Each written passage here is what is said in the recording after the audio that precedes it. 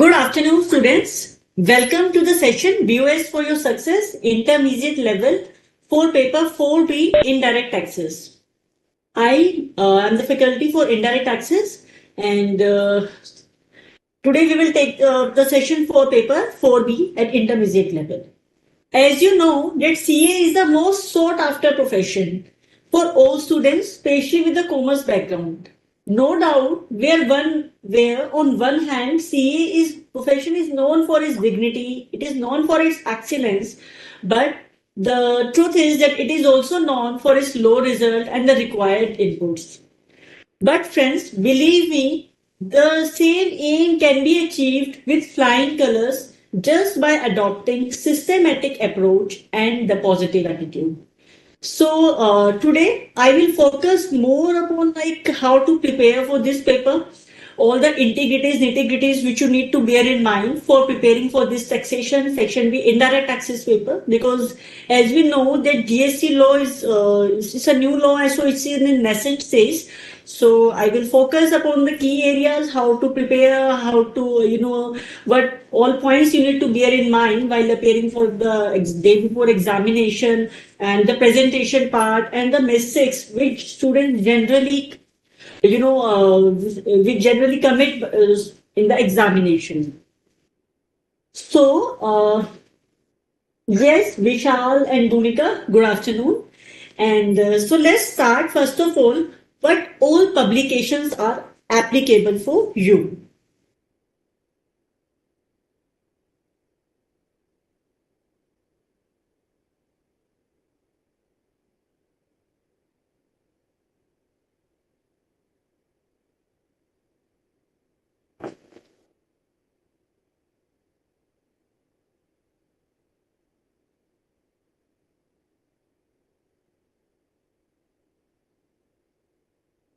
Okay, actually, I was searching for another blank page. So, first of all, let's come to the relevant editions which are applicable for you. First of all, you need to, for appearing in November 23 examination, August 21 edition of study material, read with supplementary study paper 2022, and statutory updates for November 23 examination. They are relevant for you. Please bear in mind that supplementary study paper 2022 and statutory updates for November 23 examination, these are very important. All the content given in the study material has to be read with the significant notifications, circulars, amendments, which are covered in the supplementary study paper and statutory updates for November 23 examination.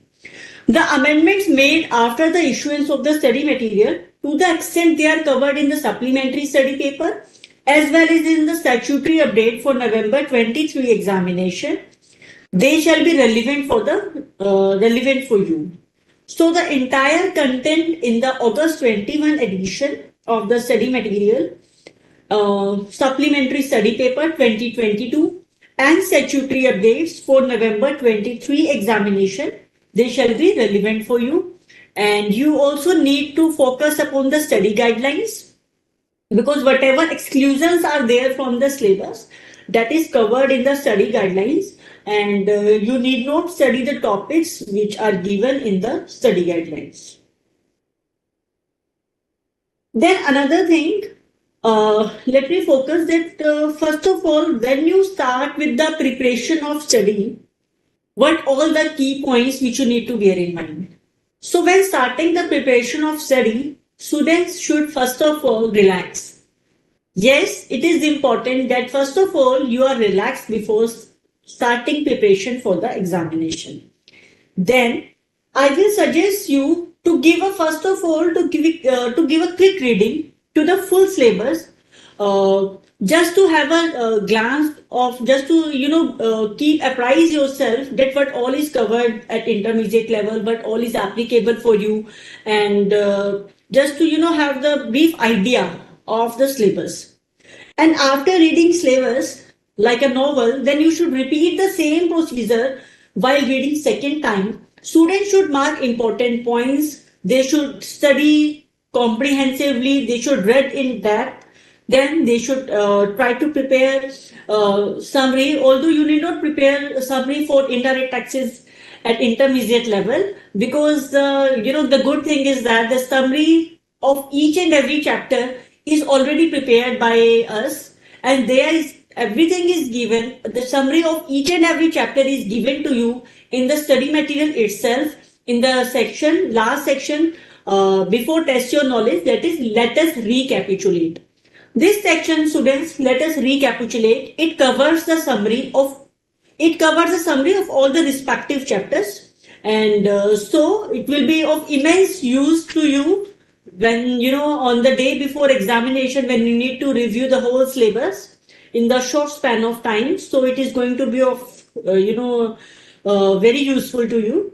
And after thorough study, I will suggest you to recall the important points. Like, you can, depending upon your understanding, you can, whenever you study, I will suggest you to study with a pen and the highlighter in your hand, and when you are going through it, because understanding level of each and every student is different. So when you are studying, I will suggest you to mark the important points, mark your gray areas where you feel that you need to you need to go through this provision again and again, or this is the area where you have a doubt, or this you need to keep in mind. This is the key point very which you need to bear in mind, so that you can highlight.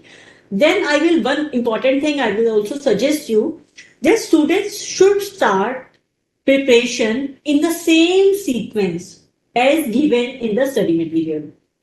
And the reason being, first of all, basic concepts and general provisions of GST, and then proceeding towards chargeability and exemptions, and the time and value of supply. So the reason being that if you will study the same sequence, that it will enhance the understanding of students. It will enhance your understanding, and I will say that please do not study the papers on a random basis. Topics, please don't pick up the topics on random basis, but studying chapters in sequence will lead to appreciation of law. It will lead to appreciation of law. So, first of all, as you know that in the first of all, as you know the sequence of our study material, I have the study material. You can also, whenever you are attending these sessions, you can also have with you the study material, so that you can easily correlate what I am telling you. The chapter 1, GST in India, an introduction, then coming to supply charge. So basically, all the substantive provisions of GST law are covered in the first module. So first of all, you need to have your fundamentals should be very strong. So first of all, the introduction, then the concept of supply, charge, exemptions, coming to the time and value of supply. Then the one more important substantive provision, that is input tax credit. It is covered in module 2, and then all the procedural aspects are covered in the module 2, like registration, tax invoice, credit and debit notes, and payment of tax and returns. So let me brief what all I have told you.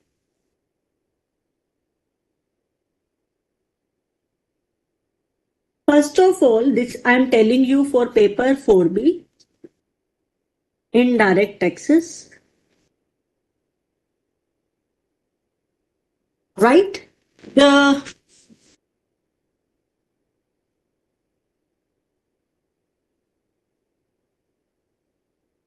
study material,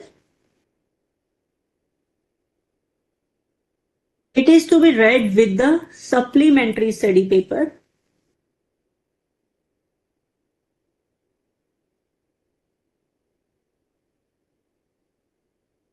Then statutory updates.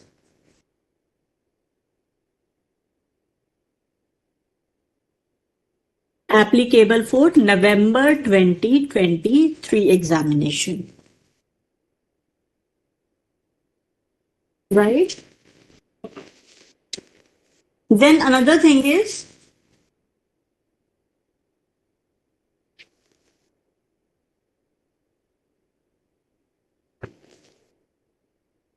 uh,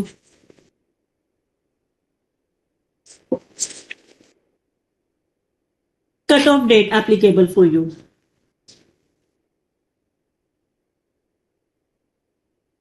Cutoff date, you need to aware of the cutoff date which is applicable for your examination. It is 30th April 2023.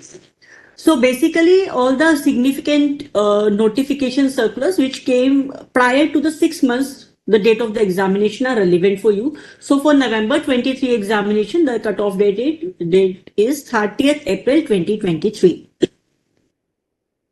Finance Act amendments plus notification circulars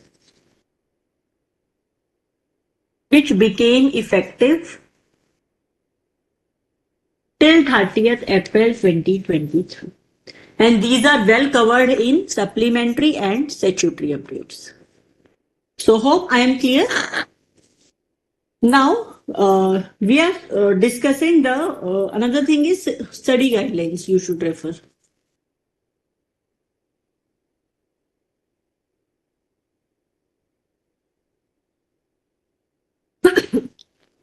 Another important thing which I was telling you was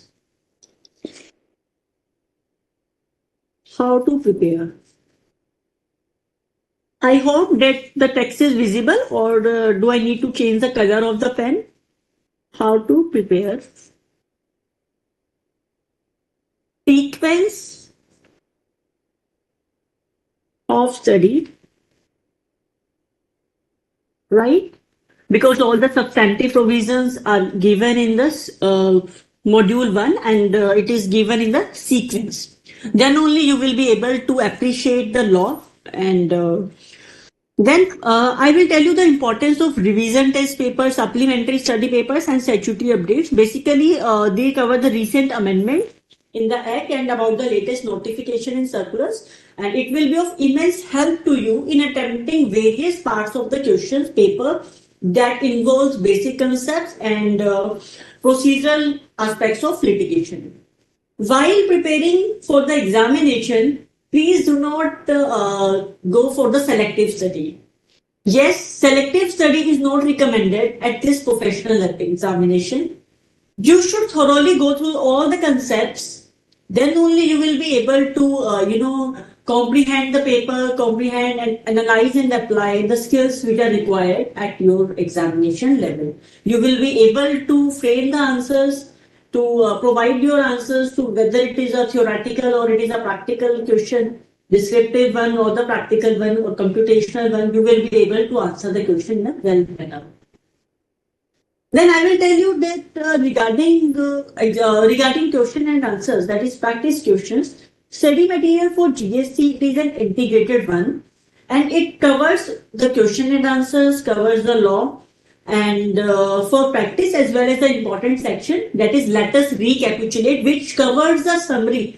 I am focusing it on again and again because it is going to be of immense help to you on the day before examination when you are going to prepare for it, because the summary of each and every chapter is given in the study material, and it will be of helpful to you. And whenever you are studying, you can highlight the points which you need to bear in mind, your gray areas and all. Then I will come to the point when you have gone through the chapter, you have gone through the summary, then comes the test your knowledge section. So solve the questions given under test your knowledge section in an independent manner without looking at the answers, and thereafter you may compare your answers with the answers given in the chapter, so as to test your level of preparedness, how well you have prepared, that you can check with the answers given in the study.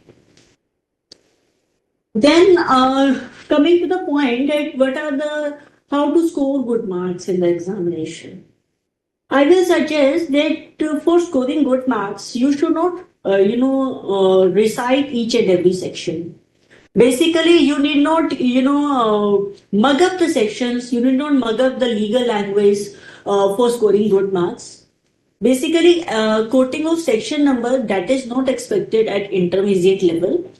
And under examination, I will say that it is important not to quote than to misquote a section number. And however, it is important that whatever you write in your answer, that should be based on the some legal background. That should be based on some legal provision. Underlying legal section should be the basis for of your answer. It should not be vague. It should not be general. What we see, what we notice while when we go through the when we come to know about the performance of the students, we come to know that generally students commit mistake. They don't write their answers with the correct legal provision. They just end up in writing the general answers without giving any legal reference, and they just write the general vague answers, and thus they ended up in losing marks. So friends, don't commit this mistake. It's not important to mug up the sections. It's not important to mug up the legal language.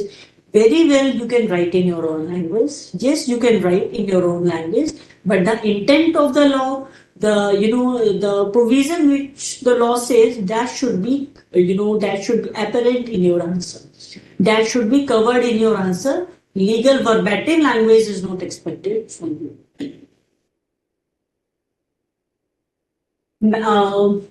Ms. S has asked a query that, ma'am, can you please say weightage of chapters? See, weightage of chapters as such is not specified. Basically, paper at whole is of 40 marks, indirect taxes is of 40 marks. And yes, when you will study the paper now comprehensively, you yourself will come to know that few substantial provisions are very important, because generally one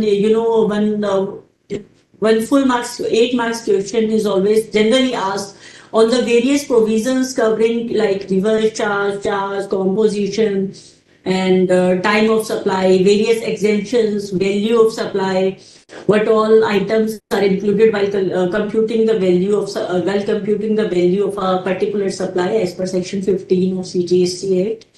Then input tax provisions are obviously very important. This is a substantial law.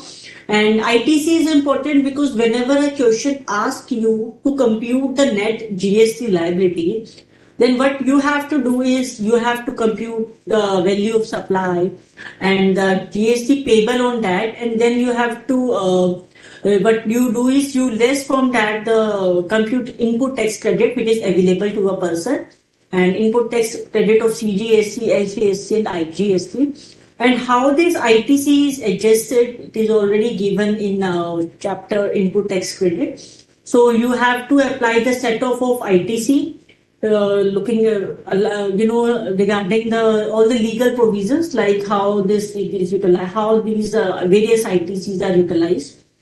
So this is very important that ITC of IGST is first utilized and it is fully exhausted. Then we come to the CGST and HGST. And ITC of IGST can be utilized against CGST and HGST now in any order and in any proportion. Basically, it is not that first of all you have to utilize ITC against CGST or HGST. You can utilize it against against any order, CGST or HGST, or in any proportion you can utilize it. So generally we see is the computation of question asking for the net GST liability is a compulsory question which is asked in the examination, and it is based on the various substantive provisions generally like charge, few exemptions, then time of supply or the value of supply, then the ITC provisions. So ITC provisions is invariably, nevertheless, issue very key point, key topic. It is very important for you, all the substantive provisions, right? Then coming to the practical problems, practical questions which come in the examination and where the students commit mistake. Generally, what we notice is that in computational questions, students just give the correct treatment of the various items which are given in the question, like whether they are to be added or they are to be subtracted from a particular item. They do it in the right manner, but they don't support their answers with the correct working note. Even they do not provide any working note at all.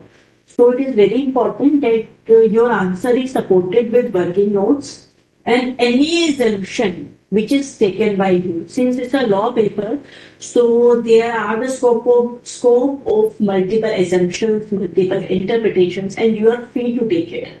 You can take any other assumptions which you feel it is important or which you feel it is, right to apply.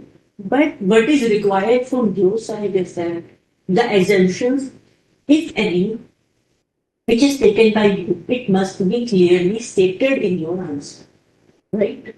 So whatever assumption you take while solving your answer, that should be clearly stated in the answer. And as far as computation questions are concerned, it should be supported with the working groups.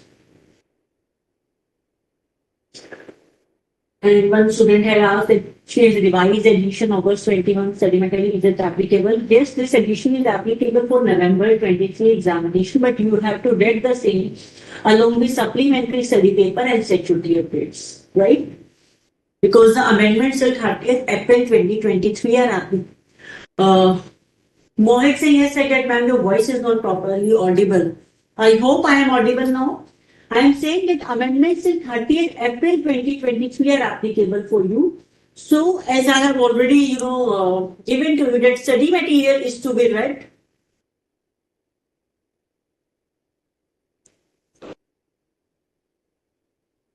Study material is to be read along with supplementary study paper and statutory updates.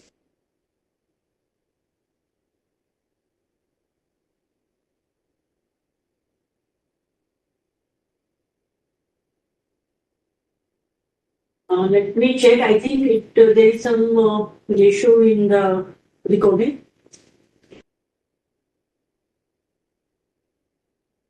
Please see the next video. Please saying that recorder could not be started.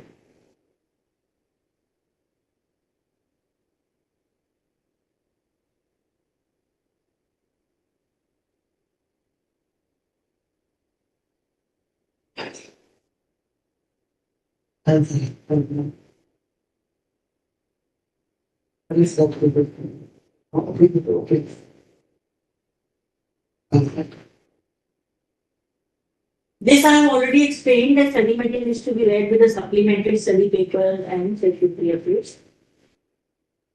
Mr. Naman Dhinga has asked that working notes can be made in the answer itself or should be shown separately after the question. It is completely your wish. You can show the working notes in both the manner. You can provide your answer like when you are adding a particular item or you are giving no, even if you are giving no treatment for a particular item, this is very important, which I am telling you. Even if there is for particular entry, there is for particular item given in the question, there is no treatment. That means even that means that neither you are required to add it or nor you are required to subtract it, but you have to give the reasoning for the same. Why the same is not added or why the same is not given any treatment. So working note is important, and yes, it can be given in any manner. You can add the reason for your treatment in the question itself, in your answer in the table itself, or you can give it below the table as working note 1, 2, 3, or you can write it simultaneously when you are giving the treatment of a particular item. So hope I am clear.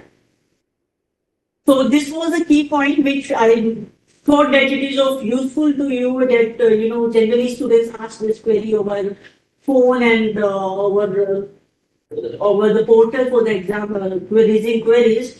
Email IDs that what are the key points which you need to bear in mind while appearing for examination and mistakes which you should avoid before the day in the examination, and the important things which you need to bear in mind while preparing for your paper. So friends, now let's come to the mock test paper. Let's discuss the case scenario given in the mock test paper 1, and I will brief you the reasons for answers of this case scenario with the proper reasoning. And first of all, we will read it together, and I will ask you. You will give me the answer. I will come to know how well you have prepared for your examination. You will also come to know your level of preparedness, and I will also come to know how many students are able to understand the scenario and are able to give the answer correctly. Okay, so let's start. Let's read this case scenario together. It says,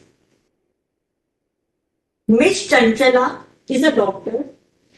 So, in the examination also, first of all, you need to first quickly go through the case scenario.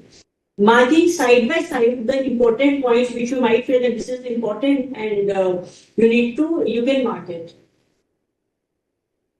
You can, bear it in mind that these are the points which are covered in the case scenario. So let's start. Miss Chanchala is a doctor, registered person under GST as a monthly return filer, having inpatient facility in her hospital. Okay. She availed interior decoration services from her spouse without any consideration being charged.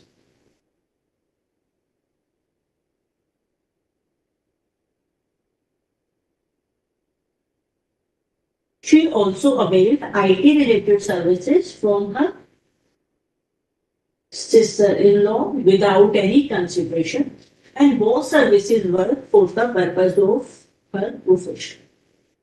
Then, Ms. Chanchala provided treatment of various diseases in her hospital, and apart from that, she also provided the following services in her hospital. Plastic surgery to ensure the beauty of the face. Then another service is ambulance service for transportation of patients and renting of space to run medical store in hospital premises. He is also a consultant in other hospitals and received rupees 40 lakh as consultancy fee from the other hospital. Further, she also provides canteen facility and received rupees 55,000 from inpatients, 35,000 from patients who are not admitted, and 25,000 from visitors. So this is inpatient, not admitted, and visitors. She filed GSTR 3D for the month of June with some errors. She filed the annual return for the said financial year on 31st October of next financial year, whereas due date for the said annual return is 31st December of the next financial year. Proper officer of the department had cancelled the registration certificate of Ms. Chanchala, CO Motto, on 31st July. Order of cancellation was served on 5th August. However, she applied for revocation of the same and got her registration restored back. Then all the amounts given above are exclusive of taxes. All the supplies referred above are intra-state unless specified. From the information given above, choose the most appropriate answer for the following questions. Which of the following is a correct statement as per the provisions of CGST Act 2017? So, four options are given in thereunder. 1. Service availed from her spouse is a deemed supply. Service availed from her sister-in-law is a deemed supply. Service availed from her spouse is not a deemed supply. Service availed from her sister-in-law is not a deemed supply. And the options given are first and fourth, that is, service availed from her spouse is a deemed supply and sister-in-law is not a deemed supply. Another option, third and fourth, spouse not a deemed supply, sister-in-law not a deemed supply. Second and third, sister-in-law deemed supply, spouse not a deemed supply. And D, first and second, spouse as well as service received from sister-in-law is a deemed supply. So tell me your answer. I am waiting for your answer. Then we will discuss the answer with the reason together. Okay? Then I will give you the time. You give me your answer. Then we will discuss it together. I will count 10 and then we'll come to the answer. 1. Let's start from 10.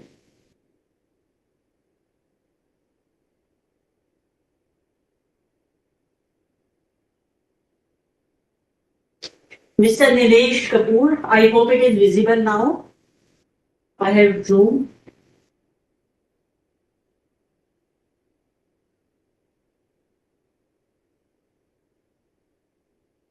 10, 9, 8, 7, 6, 5. Come on, I am waiting for the answers. 4, 3, 2, and the time is over. 1. Miss Durga has replied to the answer. Only very few students have replied. I am waiting for the more answers. So please, students, this session is especially for you people, and I will ask you to participate in the session in the large number. So Ms. Durga had said the answer to be B, which says third and fourth. That is, service from spouse is not a due supply, and service from sister-in-law is not a due supply. So Durga has said that the services available from both is not a due supply. Durga, what do you feel? What is the right answer?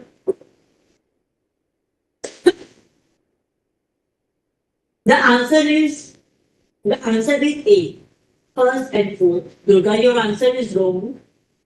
Now let's understand the reason behind it.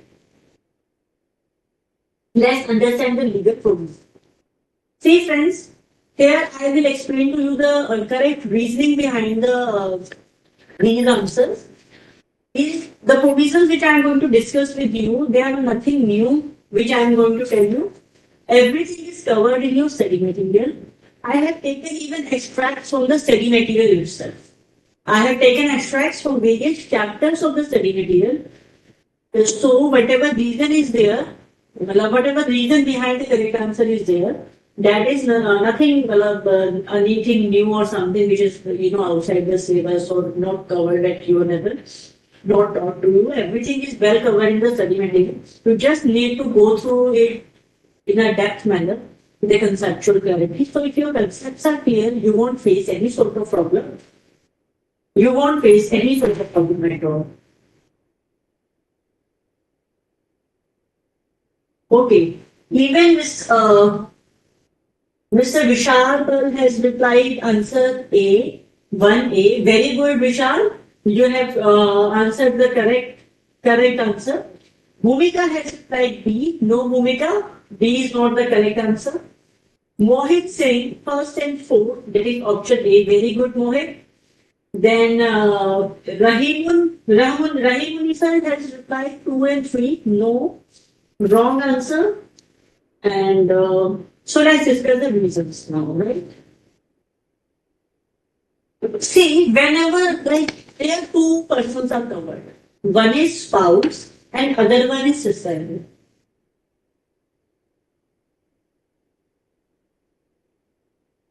See, now we need to know basically who all is covered in the definition of family, right?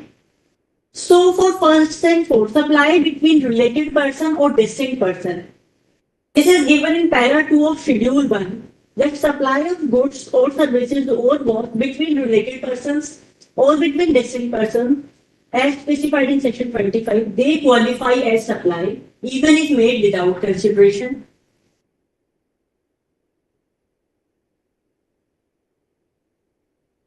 Provided it is made in the course of furtherance of business.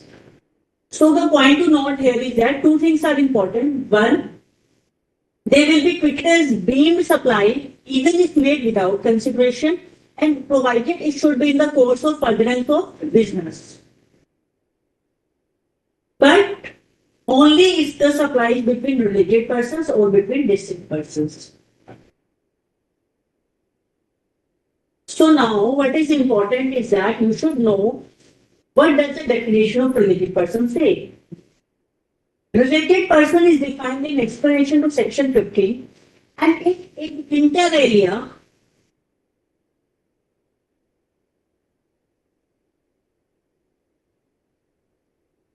it says that related person includes persons including legal persons are deemed as related persons if such persons are members of the same family.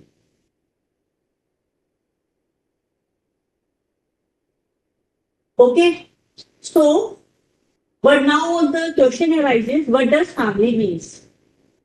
Family means spouse and children of the person. Spouse and children of the person are included in the family. And parents, grandparents, brother and sister of the person. But they will be included only if condition is there that they are wholly or mainly dependent on the said person. Now, in our question, two persons are covered, spouse and sister-in-law, right? And we have discussed that spouse and sister-in-law, in nowhere it is mentioned that they are dependent on the misconception, right? But for spouse, there is no condition of dependency. So spouse is included in the family. It is not important that he or she is dependent or not dependent. But for sister-in-law, although it is important, sister-in-law is not at all covered in the family. So the question of dependency does not arise at all.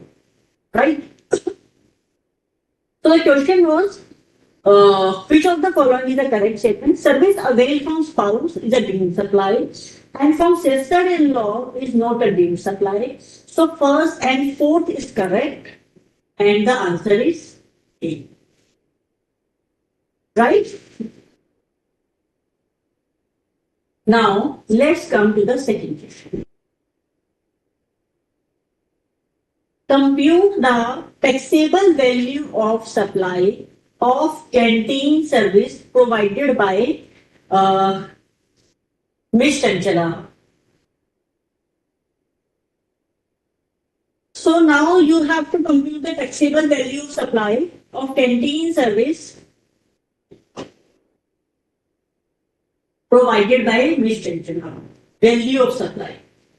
Whenever the question is based on value of supply, section 15 of CGST should trigger in your mind. But it is related to the items which are included in value of supply. Here the question is based on the exemption, that is the healthcare services. So what all will be included in the value of supply? Once again, I am waiting for your answer. I am giving you time. See, Mr. Vishal, this mock test paper is already, questions are already with you. You can also open your file, the paper. If something is not visible to you, although I have, zoomed the screen up to the maximum level so that it is visible to all the students, but it is from the mock test paper only. So you can open it. Now I am waiting for the answer. I am giving you the time. I will count 10 again.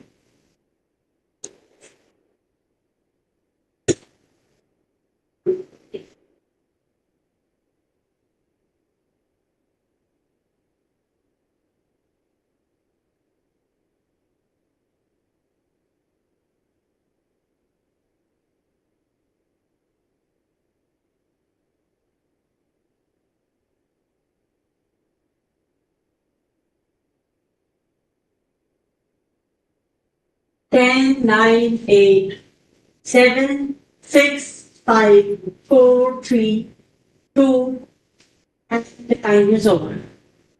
So let's see who all have replied to the answer correctly. Mr. Naman Dinga has applied answer as 60,000. And Miss Siri has applied as 60,000.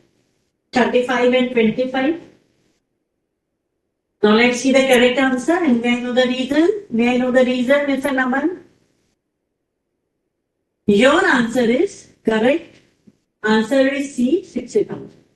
Now let's understand the reason behind it. All the students who have not answered, please understand the reason. Everything is covered, all the law, the reason behind all the provisions on the basis of which this question is framed are covered in your chapters, various chapters given in the study material. Go through the chapters very thoroughly, then only you will be able to, answer any sort of question. I have taken these extracts from the study material only. Bhumika has also replied correctly, 60,000. Mohit saying right, option C. Miss Karan Shukla has replied A, no, Kiran Shukla. No, Kiran, your answer is wrong. Answer is 60,000 and the reason behind is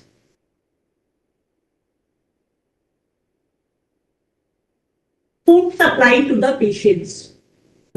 Let's discuss this entry. This is given in the healthcare services only in chapter 4 exemptions from fees.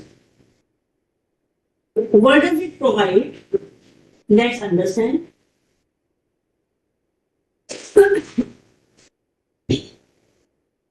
Healthcare services provided by clinical establishment will include food supply to the patient, but such food may be prepared by canteens run by the hospital or may be outsourced by the hospital from outdoor caterers.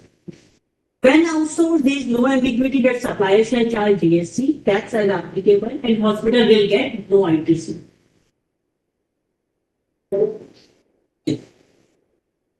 So, food supplied to inpatients as advised by the doctors or nutritionists, it is a part of composite supply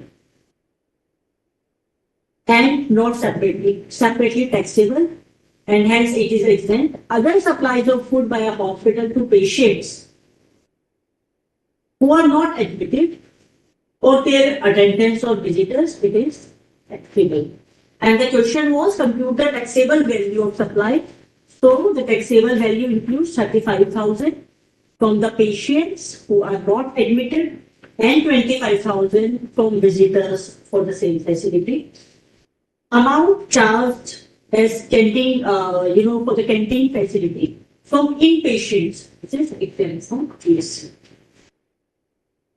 Right. Then coming to the third question.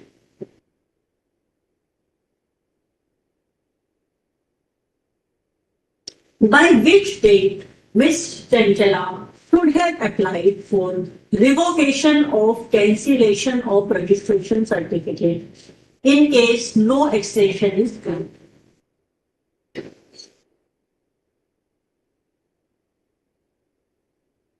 5th August, 20th August, 30th August, or 4th.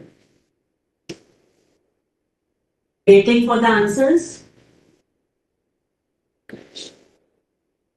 Your time starts now.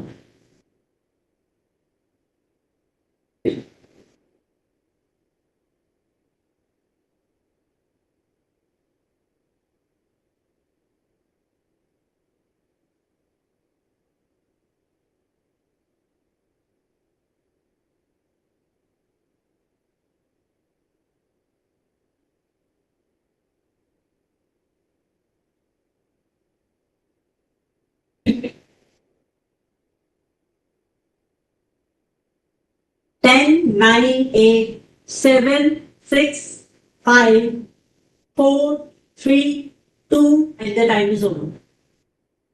Let's see who all have replied correctly.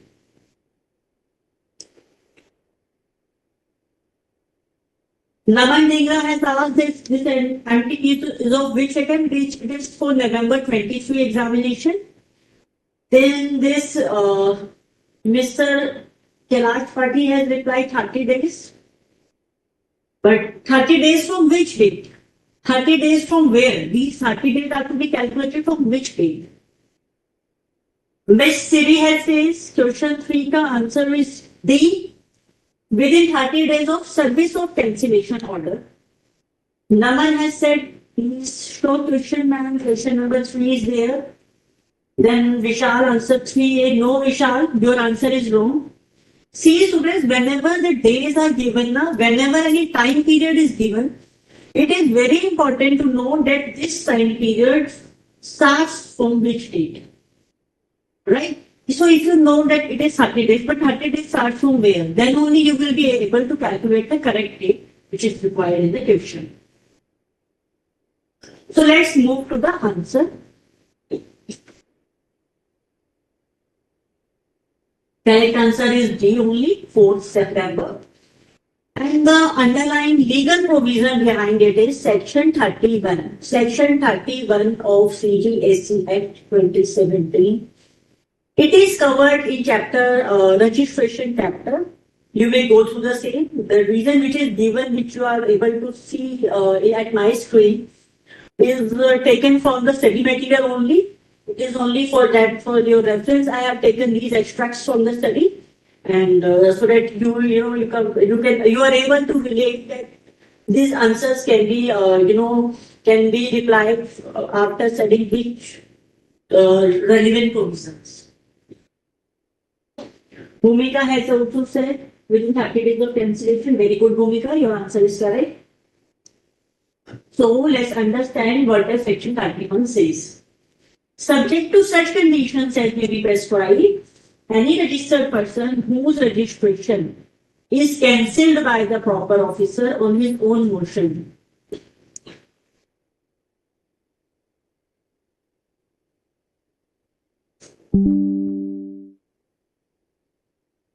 may apply to such officer for revocation of cancellation of registration in the prescribed manner within 30 days. But 30 days start from where? From the date of service of the cancellation. Service of the cancellation order. This is important. Now let's see how this time period is calculated. See, when we read the question, it says that proper officer of the department had cancelled the registration certificate of Miss Chanchala Suyomoto on 31st July. Order of cancellation was served on 5th August, and she applied for revocation of same and got her registration restored back.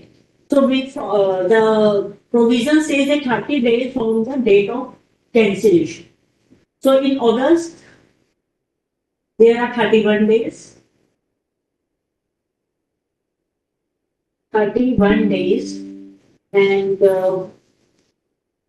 D minus 5. So we have 26 days of August. 30 days means 4 days will be added to it. Then it becomes 30 days. So the answer is 4th of September. Right? So this is how the days are calculated, right?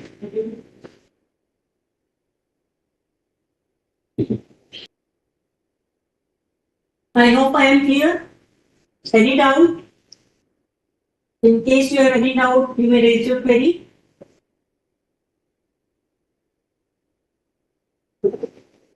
Coming to the question 4. Maximum time permissible for rectification of error committed in monthly return of June is 30th November of the next year, 20th October of the next year, 31st October of next year, and 31st December of next. Right? So your time starts now. Read the relevant. How you need to give your answer is you need to go through the information given in the question relating to the facts, relating to the question which is asked. Now then you will see where the information regarding return is given in the question. You have already gone through the question. First of all, before coming to these questions, these MCQs, Now see this information is given in this paragraph. She filed GST for the month of June with some error. She filed annual return for this on 31st October of next financial year. Due date is 31st of December of next financial year. And the relevant information is not necessary that it will be given, in a single paragraph at a particular place. Sometimes it might happen that the question MCQ may be asked from it requires information given at, 3-4 paragraphs, given at in the first paragraph or the last one or in the sentence. So you just need to keep in mind the facts of the question case scenarios in the mind, whatever provisions are covered therein, then you have to just quickly go through it, get where the information relating to a particular case is covered. So hurry up. Time is ending soon.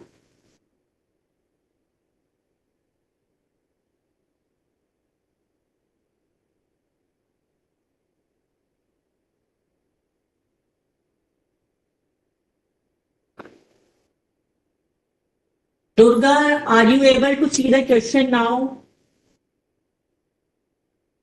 Question number 4.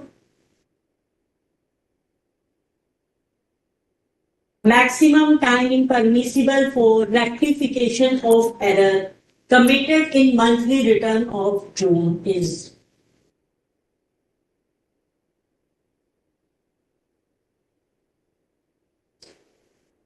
Hurry up, I am waiting for the answers.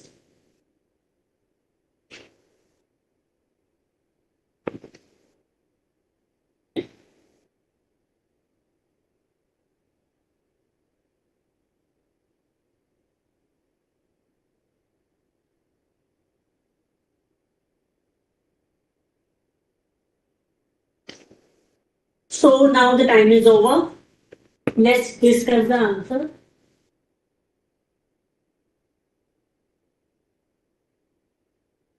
Correct answer is C, 30th November of next year. And the people who have given correct answer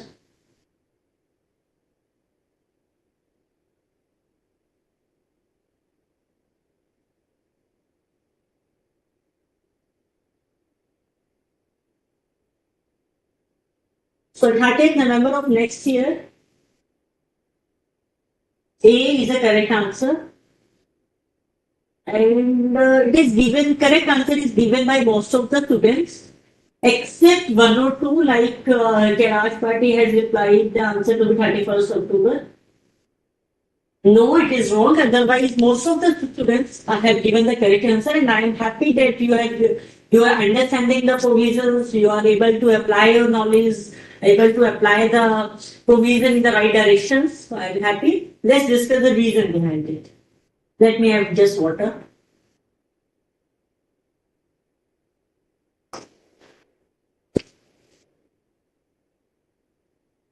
Hilesh, your answer is wrong.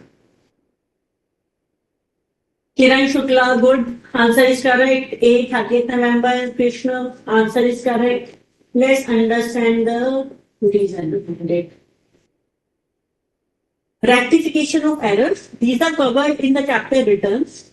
It says that if the supplier discovers any error or omission, he shall rectify the same in the tax period during which such error or omission is noticed and pay the tax and interest if any, in case there is short payment, the debtors will be punished for such tax period. Right? So if a supplier has discovered any mistake in invoice furnished in GSTR1 for the month of August in October, then he can rectify the mistake in GSTR1 for the month of October. So suppose for some reason supplier is not able to make correction at the time of filing of GSTR1 for October, then he can make amendments in the subsequent period. However, the maximum time limit within which such amendments are permissible is earlier of the following dates: 30th day of November following the end of financial year to which such detail pertains, or date of filing of relevant annual return. See, the point to note here is that maximum time limit is earlier of the following dates. Whenever two dates are given, it is important for you to know whether the earlier of the two dates applicable is the is the maximum time limit, or whatever is the but in whatever relation the information is given, or the later of the two, whichever is later is given. Right? So here it is, whichever is earlier of the following dates. 30th day of November following the end of financial year should be first to take purchase or date of filing of relevant. Let us, even one example is given, like if an entity has furnished an annual return for the previous financial year on 15th August, see this 30th day of November, please note that this is an amendment. Okay, so if you go through the supplementary and statutory updates carefully, then you will come to know that this is the amendment which is covered in these publications. So if an entity has furnished the annual return for previous financial year, let's say on 15th August, an error is discovered in respect of a transaction pertaining to the month of November of the previous financial year. In this case, any error pertaining to transaction in the month of November of previous financial year cannot be rectified beyond 15th August in the current financial year. Why 15th August? Because on 15th August the annual return was filed and the question says 30th day of November or the date of filing of annual return, whichever is earlier. So if the annual return is filed on 15th August, then obviously it falls earlier. So in this example, it cannot be filed before, it cannot be rectified beyond 15 days. So in our question, the correct answer is A, 30th. Let's go. Coming to the last question of this case scenario. Determine which of the following services provided by Ms. Chanchala and her hospital is exempt from fees. First, plastic surgery to enhance the beauty of face, ambulance service for transportation of patients, renting of space to the medical store in hospital premises, consultancy service by the Chanchala and other hospitals. And the four options are given to you: A first, second, fourth; B first and second; C second and fourth; and D first and third. Your time starts now.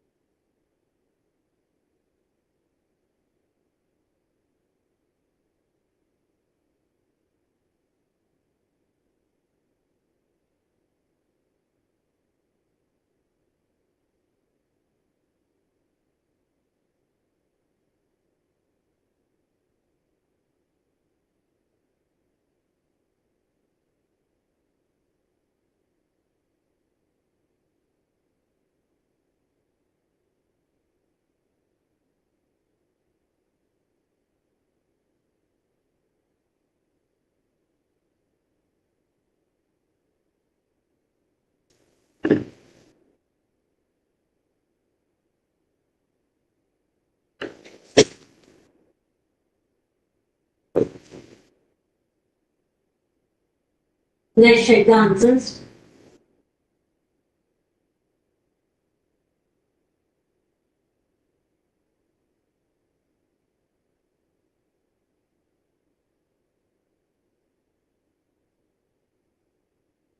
I am happy to see that most of the students, even I think that almost all the students had given the correct answer. And for question number 5, everybody has given the correct answer. They have understood the provisions well, and the correct answer is C, second and fourth. Now let's understand the reason behind it.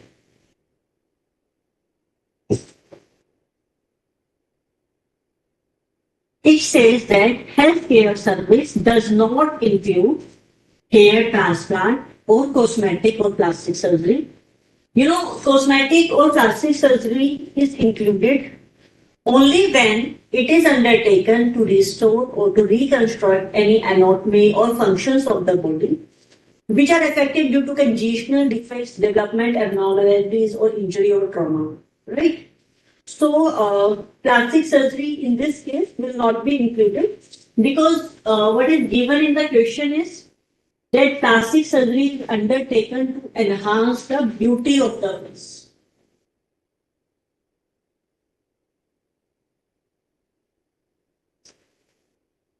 Here it is given that to enhance the beauty of the face. So this will not be included.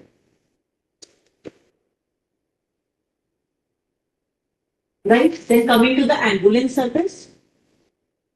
Services provided by way of transportation of patient in an ambulance by a clinical establishment and authorized medical practitioner or paramedics is exempt under GST.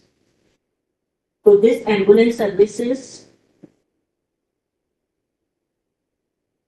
it is not exempt. Ambulances exempt. Then renting of trays to run medical store in hospital premises.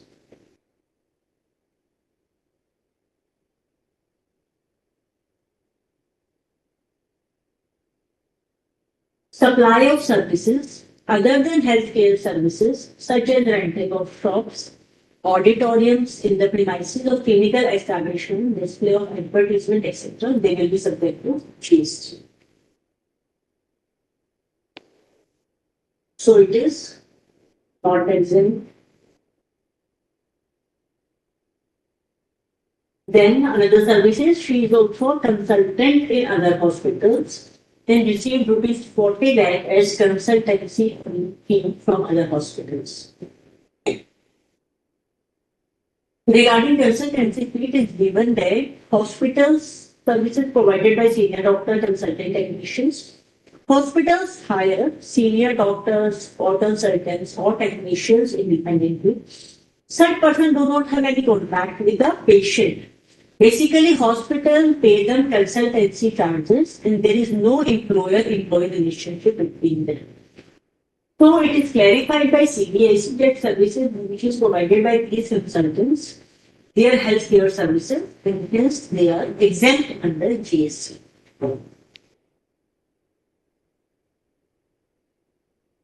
So basically, two services are exempt.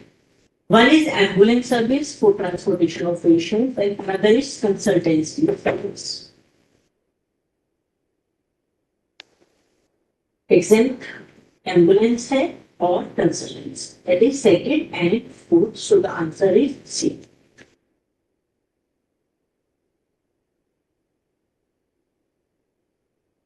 Any doubt to any student?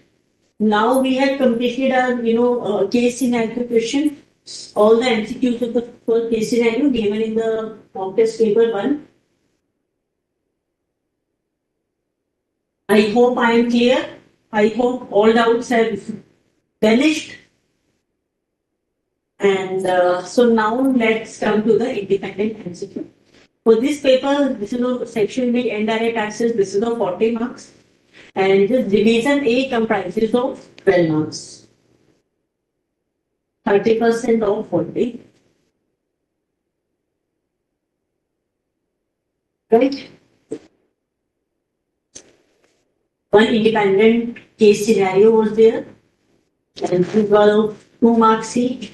And now let's come to the independent multiple choice question.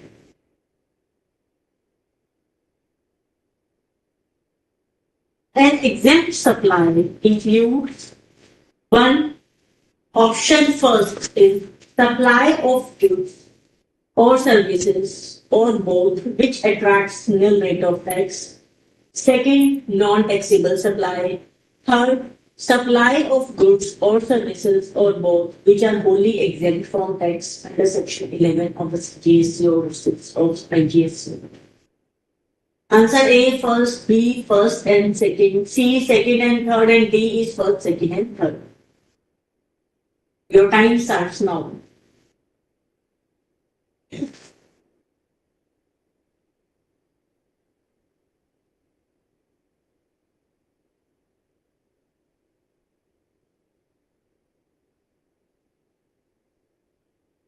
Fast, students, fast. Waiting for your answers.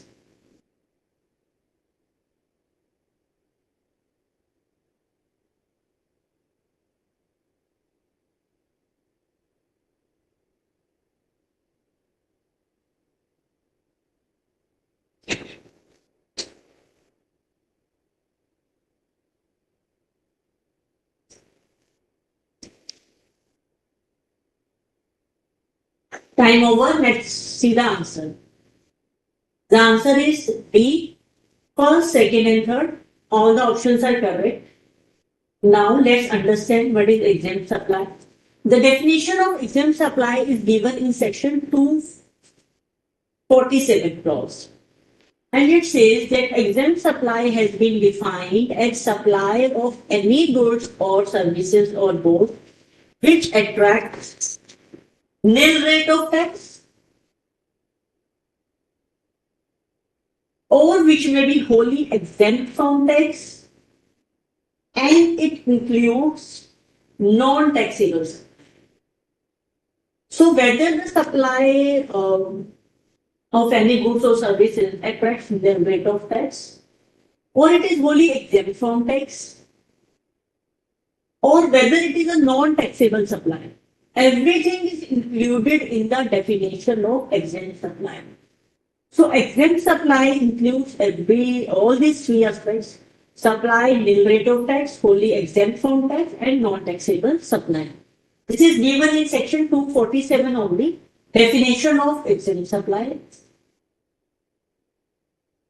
So the correct answer is B, first, second, and right. Coming to the last multiple choice question, cash provides that no tax shall be levied or collected except by authority of Article 267 or 245 or 265 or Article 246. Come on, reply. See friends, these general provisions are covered in chapter 1 of the study material, and you know it is very important for you to go through the same, all the provisions which are given in chapter 4, chapter 1, because it covers basically an introduction to the GST law, and constitutional provisions are also covered in this chapter. And the idea of constitutional provisions is important for you. So you should go through the same chapter 1 of module 1 of the study material. Now, waiting for your answer to question number 7.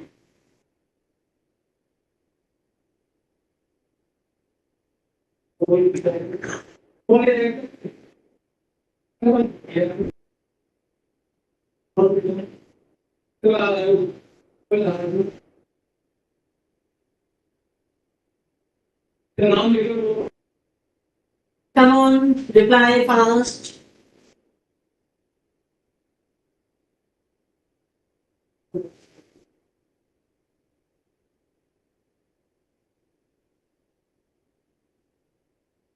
No one has replied yet answer to the question 7, although for all the other questions I have received answers in large number. So it shows that most of the students generally avoid these constitutional provisions covered in chapter 1. You are advised to go through the same. These are important for you. Being a chartered accountant also, you are going to be a member of this profession, and these are important for you. Kiran has replied Article 256. 256 is not given in the option itself. Is it a typing error?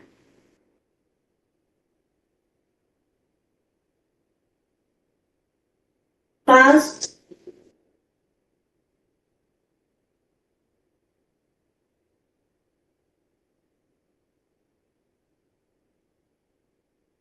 I will wait for just one more minute for your answers.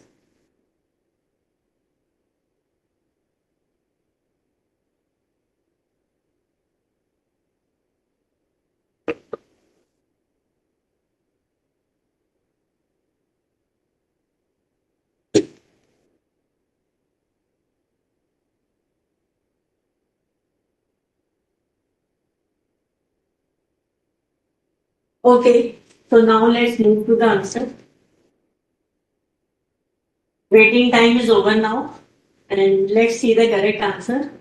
The correct answer is answers point C. Article 265. See, this Article 265 of Constitution of India, it prohibits arbitrary collection of tax. It says that no tax shall be levied or collected except by authority of law. And the term authority of law means that tax proposed to be levied must be within the legislative competence of the legislature imposing the tax. Right? So these are the basic provisions, basic constitutional aspects covered in chapter 1.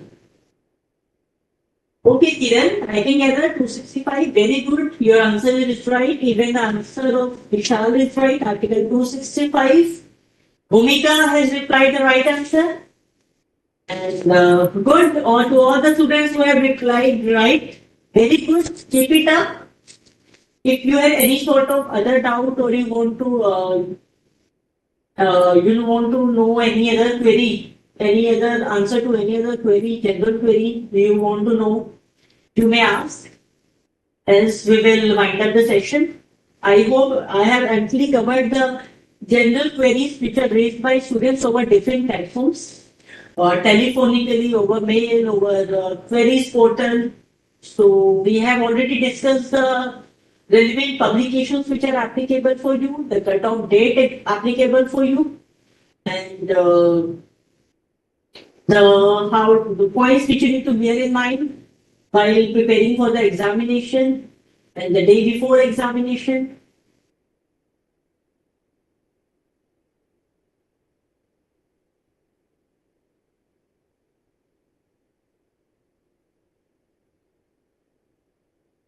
If you have any other query, any doubt, you may ask.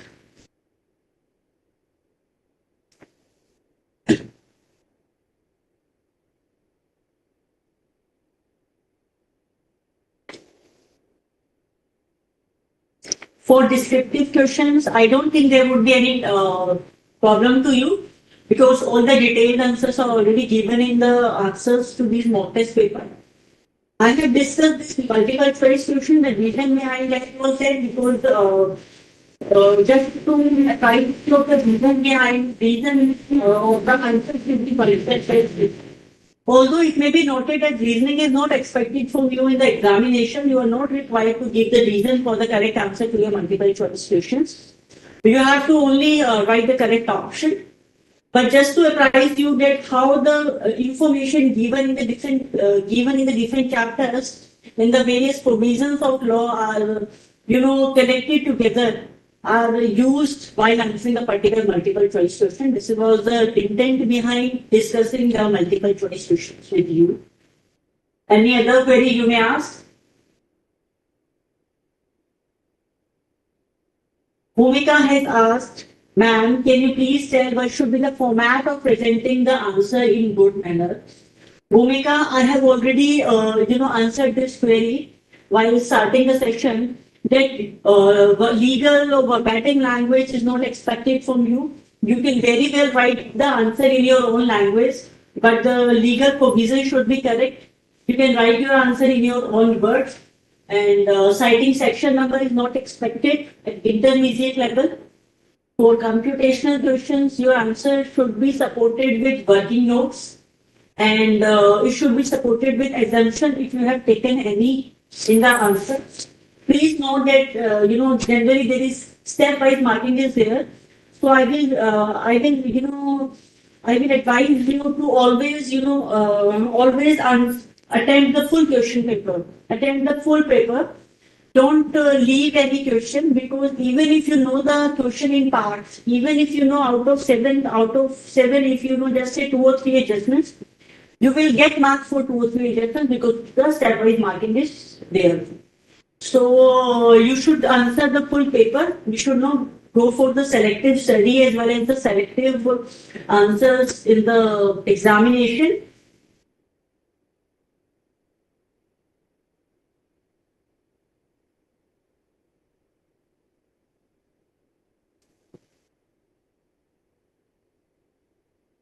Here you need not remember section number.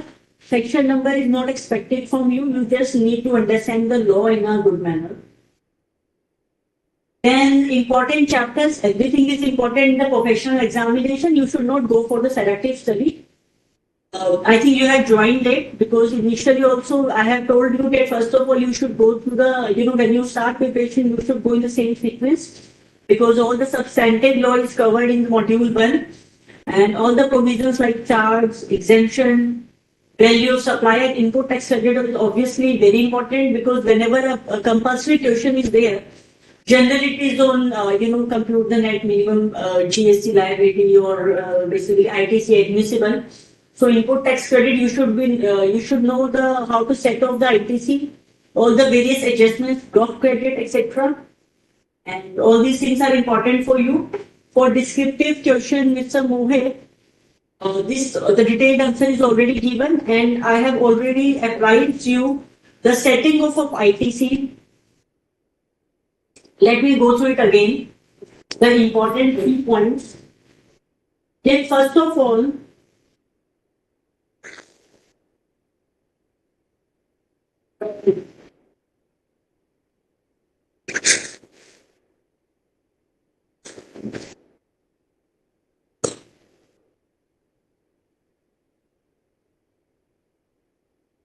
even if we go to this question 1 of descriptive question, which says intra-state supply 8 lakh, 9% is CGST and HGST. Interstate IGST will be levied, so 18% this total GST payable we will calculate. Then coming to the total ITC, opening ITC of intra-state purchases, CGST and HGST will be available. ITC of interstate 18% IGST will be there. Then we have total ITC. Important thing is how to set off the ITC. First of all, ITC of IGST is utilized in full. It is utilized first in IGST liability against IGST liability and then against CGST and HGST in a manner so as to minimize cash outflow. But it can be used, ITC of IGST can be used against CGST and HGST in any order and in any proportion. Right? So first of all, we have utilized ITC of IGST 54,000 to 54,000. Then remaining, we have 79,000. We can either use it against CGST or HGST in any order. Then CGST and HGST are to be set off respectively against CGST credit can be set off against CGST and HGST against HGST. They cannot be set off against each other. Like CGST credit cannot be used for HGST and HGST cannot be used for CGST. So we had credit of CGST 72,000. This is the reason we had used the credit of IGST against HGST. Right? Because we already have the credit of, we already have the large amount of credit of CGST. So CGST credit can be checked off, can be used against the liability of CGST. That's why, so to minimize the cash outflow, we have used the credit of IGST against HGST, right? So minimum GST payable comes to be 29,000 of HGST. Right? So once again, what should be the length of answers of direct question? See, the marks are not dependent upon that how much long you have written. You have written 1 paragraph or 2 paragraph or 1 full page. Your answer should be correct to the point and it should correct the important key points required in your question. Right? So as such, length is not reserved for like for 4 marks you need to write 1 para or 2 para. Whatever is asked in the question, your answer should be in commensuration. Yes, 2 important points to note here is that your answer should satisfy the requirement of the question. And another thing is that your answer should be in commensuration with the marks involved. Like if the question is of 5 marks, then obviously your answer should be in commensuration with that. If it is of 10 marks, then you can write that provision detail.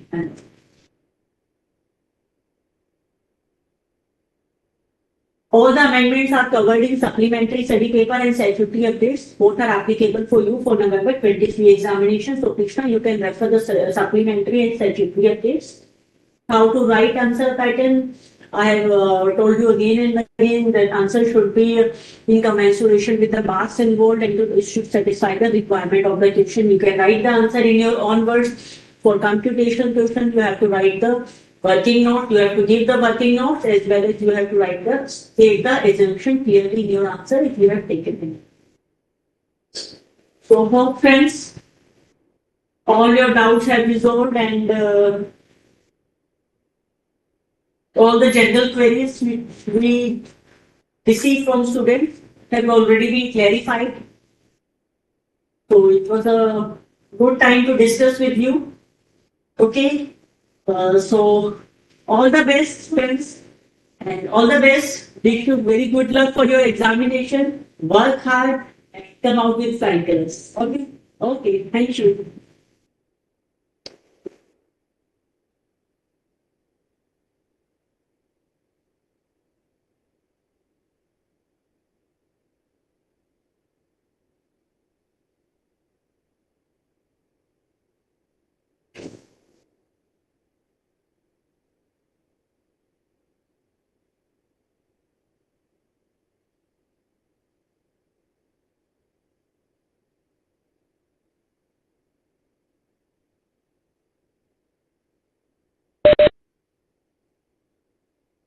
Yeah. Thank you.